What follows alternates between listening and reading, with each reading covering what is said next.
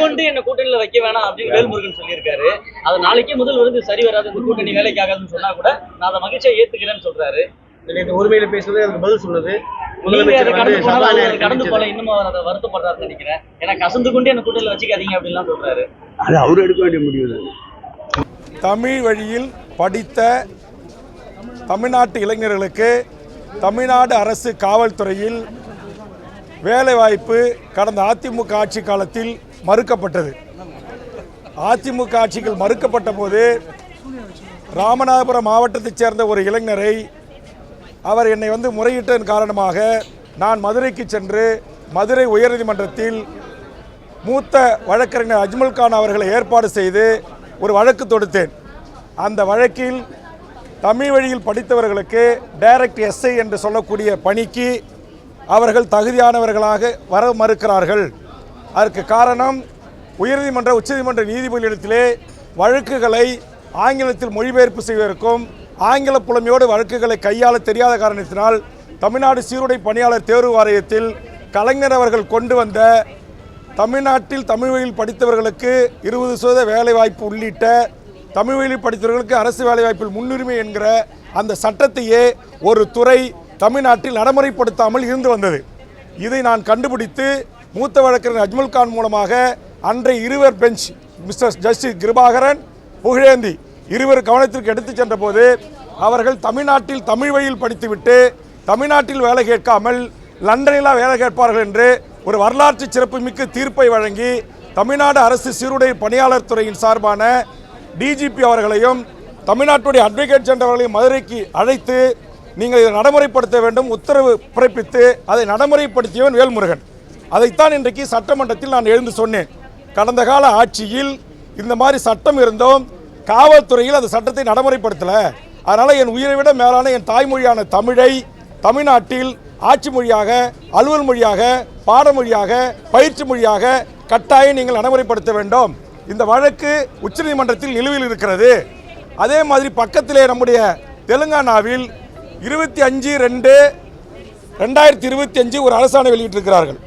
அதில் என்ன அந்த அரசாணை சொல்லுது அப்படின்னா, தெலுங்கானாவில் இருக்கிற சிபிஎஸ் ஸ்கூல் உள்பட சிபிஎஸ், ஐசிஎஃப், ஐபி எல்லாமே மத்திய அரசுடைய கட்டுப்பாட்டில் இருக்கிற பள்ளிகள், இன்டர்நேஷனல் பள்ளிகள், இந்த பள்ளிகளிலும் கண்டிப்பாக தெலுங்கை நீங்கள் படிக்க வேண்டும் என்று உத்தரவிட்டிருக்கிறது. அதுபோன்று தமிழக அரசும் உத்தரவிட வேண்டும் என்கிற கருத்துக்களை சட்டமன்றத்தில் பதிவு செய்தேன். நான் என்ன சொல்ல வருகிறேன் என்பதை புரிந்து கொள்ளாமலேயே அதிமுக உறுப்பினர்களும் எழுந்து கத்துகிறார்கள், அங்கே அமைச்சரவையில் இருக்கிற சேகர்பாபு போன்ற அமைச்சர்களும் எழுந்து கத்துகிறார்கள். நான் பேசுவதற்கு வாய்ப்பு கேட்டு போராடி கொண்டிருக்கிறேன். வாய்ப்பு மறுக்கப்பட்டது. அந்த ஜனநாயக மாண்பை தெரிந்த காலத்தினால் நாடாளுமன்றத்திலே எப்படி பேரவைத் தலைவர் முன்பாக சென்று வாய்ப்பை கொடுங்கள் என்று கேட்கிறார்களோ அதே போன்று நானும் எனது இருக்கையில் இருந்து சென்று பேரவைத் தலைவர் முன்பாக இருந்து எனக்கு முழுவதுமாக என் கருத்தை பதிவு செய்ய நேரம் கொடுங்கன்னு கேட்டேன். இது தவறா? இதற்கு சேகர்பாபு அவர்கள், நீ எதற்கெடுத்தாலும் முந்திரி கொட்டை மாறி முந்தி பேசுகிறாய், எல்லாம் தெரிந்தவர் போல் பேசுகிறாய் என்று ஒருமையில் என்னை குறித்து பேசினார். உடனே நான் அவரிடத்தில் சென்று இது போன்ற ஒருமையில் என்னிடத்தில் பேசக்கூடாது, கலைஞர் ஆட்சியில் போட்ட அரசாணையை அதிமுக ஆட்சியில் நடைமுறைப்படுத்தல, 10 ஆண்டு கால அதிமுக ஆட்சியில் அது காவல்துறையில் டைரக்ட் எஸ்ஐயில் நடைமுறைக்கு இல்லை, இதற்காக வழக்கு தொடுத்து உயர்நீதிமன்றத்தில் வழக்கை பெற்று நடைமுறைப்படுத்தி வந்தான் வேல்முருகன். இதைத்தான் சட்டமன்றத்தில் பேசுவதற்கு எனக்கு அனுமதி வேண்டும் தான் கேட்டேன். இது எப்படி மரபு மீறிய செயல்? இது எப்படி சட்ட விதியை மீறிய செயல்? இது எப்படி இந்த பேரவை அவமதிக்கிற செயல்? அப்ப சேகர்பாபு தவறான தகவலை நான் இருக்கைக்கு வந்து அமர்ந்த பிறகு சொல்லி அதை மாண்புமிகு முதலமைச்சர் அவர்கள் தவறாக புரிந்து கொண்டு வேல்முருகன் இந்த அவையில் தவறாக நடந்து கொள்கிறார், அது அதிக பிரசங்கிதனமாக நடந்து கொள்கிறார் என்று சேகர்பாபு சொன்ன அதே வார்த்தையை முதலமைச்சர் திரும்பி சொன்னது உண்மையிலேயே எனக்கு வருத்தம் அளிக்கிறது. மாண்புமிகு தமிழ்நாடு முதலமைச்சர் அவர்களே, உங்கள் தந்தை முத்தமிழறிஞர் கலைஞர் அவர்கள் தமிழ்நாட்டில் பாடமொழி, பயிற்சி மொழி, எல்லா மொழியும் தமிழாக இருக்கணும்னு சொன்னாங்க. அந்த உத்தரவு கடந்த கால ஆட்சியில் நடைமுறைப்படுத்தலை. தமிழ்நாட்டுடைய வேலை வாய்ப்புகளை 20% உங்கள் தந்தை உத்தரவு போட்டார்.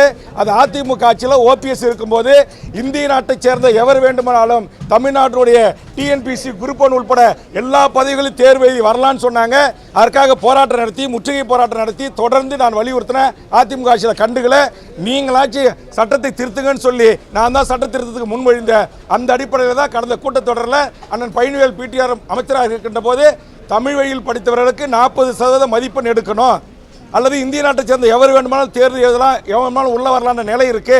அது கூடாது.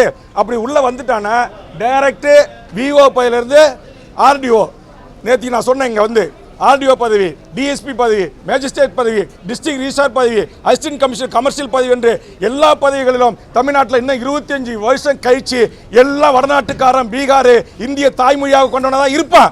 இந்த நிலைமையை உடச்சு தமிழ்நாட்டில் எந்த கட்சியும் கிடையாது. நான் ஒரு ஆள் பேசிதான் சட்டத்தை கொண்டு வந்தேன். தமிழ்நாட்டில் 156 கட்சி வாயா திறக்கல. இன்னைக்கு அதிமுக ஆட்சியில் இவ்வளவு பெரிய அநியாயம் அக்கிரமம் தமிழ் மக்களுக்கு ஏற்பட்டிருக்கு. நான் கேட்கிறேன், என்னுடைய நாட்டுக்கு கோட்டாட்சியராக எப்படி இந்திக்காரனை ஏற்றுக்க முடியும், தாசில்தாராக எப்படி ஏற்றுக்க முடியும்? அதில் சொல்றாங்க அரசாணையில் அதிமுக ஆட்சி தமிழர்களுக்கு செய்த மாபெரும் துரோகம். அந்த துரோகத்தை நான் சொல்றதை தோலுரித்து காட்டுறதை சகித்து கொள்ள முடியாத கடந்த கால அதிமுகவில் இருந்து திமுகவுக்கு வந்த சேகர் பாபு அதிமுக அமைச்சர்களோடு அதிமுக முன்னாள் அமைச்சர்களோடு நெருக்கமாக பழகிறவர்கள் அதிமுகவை காப்பாற்றுவதற்காக அவர் என்ன விமர்சனம் செய்கிறார். நான் பகிரங்கமாக குற்றம் சாட்டுறேன். அதிமுக ஆட்சியில் தான் டிஎன்பிசியில் அது அண்டை நாட்டை சேர்ந்தவன் மேலே உள்ள வரலான்னு சட்ட திருத்தம் கொண்டு வந்தாங்க. ஏன் அப்போ திமுகவில் இருந்த சேகர் பாபு அதை கேட்கல? நான் கேட்டேன், நான் கண்டுபிடிச்சேன், நான் கொண்டு வந்து முதலமைச்சர்கிட்ட சொல்லி சட்ட திருத்தம் கொண்டு வந்து இன்னைக்கு தமிழ்நாட்டை சேர்ந்த தமிழர்கள் தாய்மொழியில் பேச எழுத படிக்க தெரிஞ்ச தேர்வு வச்சா 40 மதிப்பெண் பெற்றாதான் வேலைக்கு போக முடியும் நிலையை நான் உருவாக்கினேன். இது என் தாய்மொழி தமிழுக்கு நான் செய்த தொண்டு. தமிழுக்கு ஒரு கேடு என்று சொன்னால் என் உயிரை தியாகம் செய்வேன் என்றுதான் பேரவைத் தலைவர் முன்பாக நின்று நான் கோஷமிட்டேன். இது தவறா? என் தாய்மொழியை அழிக்க நினைக்கிற என் தாய்மொழியை இன்றைக்கு பயிற்சி மொழியாக, பாடமொழியாக, தொடர்பு மொழியாக, அலுவல் மொழியாக இல்லாமல் இங்கே எல்லாத்துலேயும் ஆங்கிலம், எல்லாத்துலேயும் ஹிந்தி போயிட்டு இருக்கு. அதெல்லாம் நான் சொல்கிறேன், என் உயிரை விட மேலான என் தாய்மொழிக்கு ஒரு இழக்கு என்றால், ஒரு அவமானம் என்று சொன்னால், இந்த சட்டமன்றத்தில் என் தாய்மொழி குறித்து நான் பேசுவதற்கு நேரம் கிடைக்கவில்லை என்று சொன்னால் பேரவைத் தலைவர் முன்பாக சென்று பாயிண்ட் ஆஃப் ஆர்டரை எழுப்பி நேரத்தை கேட்டு பேசுவதற்கான உரிமை மக்களால் தேர்ந்தெடுக்கப்பட்ட சட்டமன்ற உறுப்பினராக இருக்க எனக்கு இருக்குது. இது எந்த விதத்தில் விதிக்கு முரணானது அல்ல. 3 முறை சட்டமன்ற உறுப்பினராக இருக்கிற ஒருவன் விதிகளை முரண்பாக்க நான் கேட்கிறேன். கவர்னர் வரும்போது போய் அங்கே நின்று ஜனநாயக ரீதியாக பதாகை பிடிக்கிறதுக்கு முழக்கம் போடுறதுக்கு அனுமதிக்குதா? கடந்த காலத்தில் அனுமதிச்சிருக்கீங்களா? அப்ப அதிமுக உறுப்பினர் தினந்தோறும் பேரவைத் தலைவர் முன்பாக வந்து உட்காந்து மறியல் பண்றாங்களா இல்லையா, முழக்கம் பண்றாங்களா இல்லையா? அது மரபு விதி செய்யலாம். நான் தகராறு பண்ணல, எந்த வம்பு தும்பும் பண்ணல. என் தாய்மொழி தமிழ் இங்க பெயர் பலகைகளில் இல்லை, ஆட்சி மொழியா இல்லை, அலுவல் மொழியா இல்லை, கோப்புகளில் இல்லை. இங்க வரலாற்று அதிகாரி வந்து உயர்துறை அதிகாரிகளா செயலாளரா காவல்துறையில் வந்து உட்காந்துக்கிட்டு இங்கே டைரக்ட் எஸ்ஐக்கு நான் தமிழ் வழியில் படித்தவனை எடுத்தானாக்கா அவன் உயர்நீதிமன்றத்தில் உச்சநீதிமன்றத்தில் வழக்கு அபிடேவிட் தாக்கல் பண்ணுறதுக்கு தகுதியானவன ஆங்கிலத்தில் அவனால் பண்ண முடியாது. அப்போ நாங்கள் தமிழ் வழியில் படித்த தமிழர்கள் நாங்கள் எங்கே போகிறது? நீ வாடா என் தமிழை கற்றுக்கிட்டு என் நாட்டில் வேலை செய்ய. அதான் தெலுங்கானாவில் உத்தரவு போட்டிருக்காங்க இல்லை, சிபிஎஸ் ஸ்கூல்லையே நீங்கள் என்ன பண்ணி உத்தரவை நான் படிக்கிறேன் 27 இணையத்தில் தட்டி பாருங்க. அந்த உத்தரவை காட்டி நான் பேச போராடுறேன், பேச அனுமதி கேட்குறேன், அனுமதியை மறுத்து நான் தகராறு செய்கிறேன்னு சொல்கிறாங்க. நான் தகராறு செய்யும் நோக்கம் அல்ல. என் தாய்மொழி தமிழுக்கு இழக்க ஏற்பட்டது 10.5% அதே மாதிரி நான் சொன்னேன். உயர்நீதிமன்றத்தில் உச்சநீதிமன்றத்தில் எங்கேயும் தடை இல்லை. அதனால் மாண்புமிகு முதலமைச்சர் சாதிவாரி கணக்கெடுப்பை நீங்கள் நடத்தலாம், எல்லா சாதிகளுக்கும் அவர்கள் எண்ணிக்கை ஏற்றவாறு இடஒதுக்கீடு வழங்குன்னு நான் சொல்கிறேன். இதை சொன்ன சேகர் பாபு எழுந்து கத்துறாரு. எதுக்கு நீனே எழுந்து பேசுகிறேன்? நான் கேட்குறேன், அங்கே அந்த பக்கம் துணை முதலமைச்சர் உட்காந்துருக்காரு, இத்தனை அமைச்சர்கள் இருக்காங்க, யாருக்கும் வராத கோபம் ஏன் சேகர் பாபுக்கு வருது? என் தாய்மொழியை குறித்து நான் பேசுவதில் உங்களுக்கு என்ன பிரச்சனை? என்ன பிரச்சனை உங்களுக்கு சேகர் பாபு அவர்களே? என்ன பிரச்சனை? 10.5% சாதி ஒதுக்கீடு இடஒதுக்கீடு உச்சநீதிமன்றத்தில் தடையில்லைன்னு சொல்றது உங்களுக்கு என்ன பிரச்சனை? சாதிவாரி கணக்கெடுப்பு நடத்தி தமிழ் சாதிகளுக்கு அவர்களுக்கு எண்ணிக்கை ஏற்றவர்களுக்கு இடஒதுக்கீடு கொடுக்கின்றதுல உங்களுக்கு என்ன பிரச்சனை? என்ன பிரச்சனை? இங்கே மொழி வழி சிறுபான்மையினராக இருக்கக்கூடிய எல்லா மக்களுக்குமாகத்தான் நான் சாதிவாரி கணக்கெடுப்பு நடத்துகிறேன். அப்போ என்னுடைய கோட்பாட்டை, என்னுடைய லட்சியத்தை, என்னுடைய கருத்தை, என்னுடைய பிரச்சனை, நான் எந்த பிரச்சனையை நான் பேச வருகிறேன் என்பதை புரிந்து கொள்ளாமலேயே மிக மோசமாக கூச்சலிடுவது. இந்த பக்கம் அதிமுக எம்எல்ஏ அவர் யார், ஒருத்தர் கோவிந்தசாமியா, அவர் முனுசாமி வேல்முருகன் பேச்சை நீக்கு, இந்த பக்கம் உதயகுமார் வேல்முருகன் பேச்சு அவைக்குறிப்பு நீக்கு. என்ன வேல்முருகன் சட்டத்துக்கு புறமா பேசிட்டான்? என் தாய்மொழி தமிழில் படித்தவங்களுக்கு 10 ஆண்டு கால வேலை இல்லை, என் தமிழ்நாட்டை சேர்ந்த இளைஞர்களுக்கு வேலை தராமல் நீங்கள் அண்டை மாநிலத்தை சேர்ந்த இந்தியாவை சேர்ந்த எவர் வேணுமாலும் வந்து இங்கே வேலைக்கு சேரலான்னு போட்ட உத்தரவை தோல் உரித்து காட்டினேன். அந்த அதை மாற்ற செஞ்ச அதுக்காக அவங்களுக்கு ஆத்திரம் தாங்க முடியல. இது நான் தான் சொல்கிறேன், கிருபாகரன் ஜஸ்டிஸ் புழேந்தி பெஞ்சு தீர்ப்பு இருக்குது நான் கொடுக்குறேன். அதேமாதிரி சென்னையில் வடநாட்டுக்காரன் 1200 பேர் பேராசிரியர் துணை ஐடி பாலிடெக்னிக் உள்ளே வந்துட்டான். லிஸ்ட் ஓட்டும் போது தான் தெரியுது, சர்மா குர்மா பத்திரிகை மூத்த பத்திரிகையாளர் அது தெரியும். நான் தான் போராட்டம் பண்ணி தடுத்தேன். நான் தான் சென்னை உயர்நீதிமன்றத்தில் என்னுடைய சார்பாக வழக்கறிஞர்கள் பொதுநல வழக்கு போட்டு அதில் குண்டாசில் உள்ளே போட்டேன். நம்முடைய அஞ்சல் நிலையத்தில் வந்து 25 மதிப்பெண் தேர்வு தமிழ்நாட்டில் 24 மதிப்பெண் எடுக்கிறான். பெரம்பூர் ரயில் பெட்டி தொழிற்சாலையில் வந்து தேர்வு எழுதுறான் தமிழ்நாட்டுக்காரன் ஒரு ஹாலில், இந்திக்காரன் ஒரு ஹாலில். இந்திக்காரன் 100 பேர் அப்படியே பாஸ் ஆகி உள்ளே போகிறான், தமிழ் 100 பேர் ஃபெயில் ஆகிறான். என்ன காரணம்? அங்கே கொஸ்டின் அண்ட் ஆன்சரை இந்தி சூப்பர்வைசர் சொல்லி கொடுக்குறான், தமிழன் வீட்டுக்கு வரான். பெரம்பூர் ரயில் பெட்டி தொழிற்சாலை ஒரு தமிழுக்கு வேலை கிடையாது. நான் தான் சென்னை ஜிஎம் அலுவலகத்தை முற்றுகையிட்டு AK விஸ்வநாதனோட பேச்சுவார்த்தை நடத்தி ஒப்பந்தம் ஏற்படுத்தி மாவட்டத்தில் இருக்கிற உள்ளூர் தமிழர்களுக்கு வேலை வாய்ப்பு அடிப்படையில் இனி வேலைக்கு எடுக்கணும்னு சொல்லி வரலாற்று சிறப்பு மிக்க மாற்றத்தை செய்தவன் நான். அது வரையில் ஒரு தனியாக ரயில் பெட்டியில் பீகார்லேருந்து வருவான், 10,000 பேர் தேர்வு எழுதுவான், 10,000 பேர் ரயில்வே துறைக்கு போயிட்டு இருப்பான். அப்போ இதெல்லாம் தடுக்க வேண்டிய பொறுப்பு நாட்டில் இருக்கிற அதிமுக திமுக ஆட்சிக்கு இருக்கு. நீங்கள் செய்யலை. நான் ஒரு ஆள் எம்எல்ஏ உள்ள வந்து இன்னைக்கு செய்ய வைக்கிறேன், செஞ்சிருக்கிறேன். இது உங்களுக்கு தாங்க முடியல. நேற்றுக்கு நான் சொல்லி காட்டிட்டு அதிமுக ஆட்சியில் வேல்முருகன் ஆலோசனை சொல்லி தான் மருத்துவக் கல்லூரி வந்துச்சு, வேல்முருகன் ஆலோசனை சொல்லி தான் பொறியியல் கல்லூரி வந்துச்சு, வேல்முருகன் ஆலோசனை சொல்லி தான் லாட்டரி தடுப்பு சட்டம் கொண்டு வந்தாங்க. அதே மாதிரி மணல்குமாரி அரசுரிமை ஆக்க நான் சொன்ன உடனே 2 கட்சிக்கும் சேர்ந்து இருக்கிற சேகர்பாபு போன்றவருக்கும் இங்கே சொன்ன இவங்களுக்கும் உதயகுமார் போன்றவர்களுக்கும் அப்படியே பத்திக்கிட்டு எரியுது. ஆமாம், நீங்கள் தமிழ்நாட்டை ஆண்டபோது செய்த தவறுகளை சுட்டி காட்டுவேன், நல்லது செய்தால் பாராட்டுவேன். எவருக்கும் எப்போதும் நான் அடிபணிய மாட்டேன். என் உயிரை விட மேலான என் தாய்மொழிக்காக என் குரல் ஓங்கி ஒலிக்கும். நீங்கள் பேரவைத் தலைவர் சட்ட ரீதியாக விதி ரீதியாக என்ன நடவடிக்கை எடுத்தாலும் அதுக்கு நான் கட்டுப்படுறேன். மாண்புமிகு முதலமைச்சர் சேகர்பாபு சொன்ன அதே வார்த்தையை பயன்படுத்தி என்னை பேசியதற்காகத்தான் நான் வருத்தப்படுகிறேன். ஆனால் என் மொழிக்காக, என் இனத்திற்காக, என்னுடைய சமூக நீதி கோட்பாட்டுக்காக நான் தொடர்ந்து போராடுவேன். அதில் எந்தவித சமரசமும் இல்லை என்பதை பத்திரிகை நண்பர்களுக்கு நான் தெரிவித்துக் கொள்கிறேன். நன்றி, வணக்கம். ஏன் நாடாளுமன்றம் என்ன? இந்திய நாட்டில் இருக்கிற 120 கோடி மக்களுக்குமே மாண்பு மிக்கது நாடாளுமன்றம். அந்த நாடாளுமன்றத்திலேயே நாடாளுமன்ற உறுப்பினர்கள் பேரவைத் தலைவரை சூழ்ந்து கோஷமிடுவதற்கு பேசுவதற்கு வாய்ப்பு இருக்கு. நான் நேற்றுக்கு பாராட்டினேன்ல, நம்ம தமிழ்நாட்டை சேர்ந்த நாடாளுமன்ற உறுப்பினர்கள் எவ்வளவு அற்புதமாக 1 to 1 பாயிண்ட் பண்ணி அழகா அங்கே சங்கி அமைச்சர்களை லெஃப்ட் அண்ட் ரைட் வாங்குறாங்க. அவர் எவ்வளவு ஆவாசத்தோட பேசுறாங்க. அது பிரதமர், உள்துறை அமைச்சர் எல்லாரும் கேட்டுட்டு தானே இருக்கிறாங்க. இங்கே ஏன் கேட்க இருக்கிறீங்க? ஏன் கோவம் வருது? என்ன மரபு இல்லையா? அதிமுக வெளில வந்து மேலே உட்காரலங்க, வெளிநடப்பு செல்லலாம். அவங்கள தான் வெளிநடப்பு செஞ்சாங்க, வெளியேற்றல. தகராறு பண்ணும்போது தான் வெளியேற்றுவாங்க. பல முறை இருக்கேன். கடந்த 2009 2011 சட்டமன்ற உறுப்பினர் எத்தனை முறை முன்னாடி வந்து உட்காந்து போராடுறாங்க. இதே திமுக உறுப்பினர்கள் எல்லாருமே வெளியேற்றிருக்காங்களா? பேரவைத் தலைவர் முன்பாக போய் ஒரு கவனத்தை ஈர்ப்பதற்கு ஒரு முழுக்க எனக்கு வாய்ப்பு கொடுக்கப்படல, எனக்கு கொடுங்க, என் கருத்தை புதுசாக பதிவு செய்ய விடுங்கன்னு சொல்ற கேட்குற எனக்கு உரிமை இருக்கு.